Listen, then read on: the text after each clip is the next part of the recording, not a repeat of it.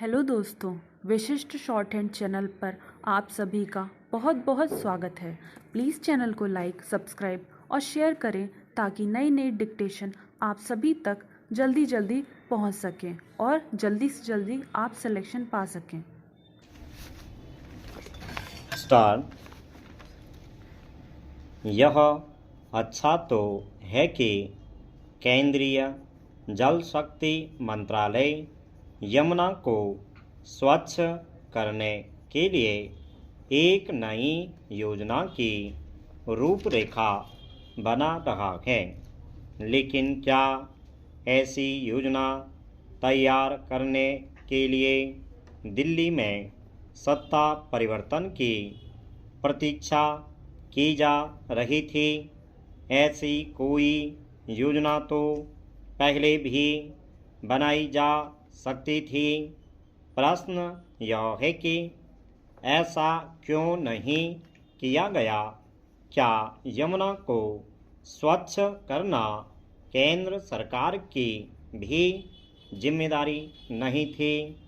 केंद्रीय जल शक्ति मंत्रालय की पहल पर भले ही यह कहा जा रहा हो कि यमुना की सफाई के काम को एक अभियान का रूप दिया जाएगा और उसे एक निश्चित समय सीमा में स्वच्छ किया जाएगा, लेकिन इस पर भरोसा करना इसलिए कठिन है क्योंकि यमुना केवल दिल्ली में ही प्रदूषित नहीं है।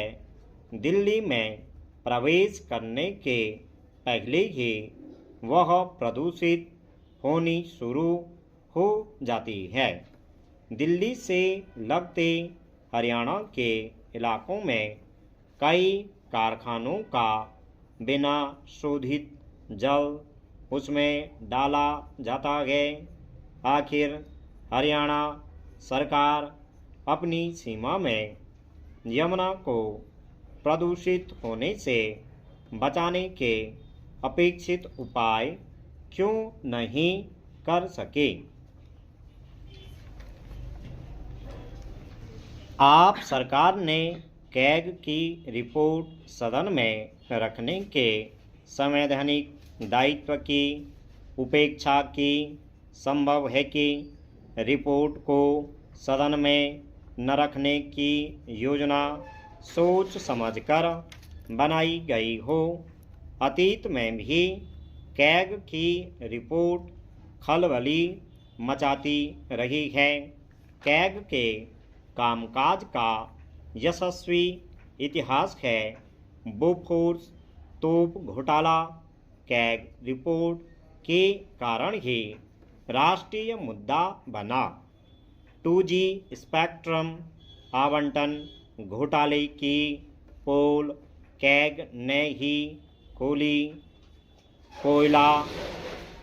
कोयला घोटाला कैग की रिपोर्ट से गंभीर मुद्दा बना। 1962 के कैग रिपोर्ट में जीप खरीदने को लेकर तत्कालीन रक्षा मंत्री कृष्णा मेनन भी फंस गए थे। राष्ट्रमंडल खेल आयोजन पर कैग रिपोर्ट से सत्तारूढ़ दल परेशानी में था। यह किसी से छिपा नहीं कि सार्वजनिक धन के अपव्यय या गलत तरीके से इस्तेमाल करने से राष्ट्र को क्षति होती है। भारी भ्रष्टाचार होता है। शीर्ष स्तर पर भ्रष्टाचार सामने आने से अंतर्राष्ट्रीय बदनामी भी होती है।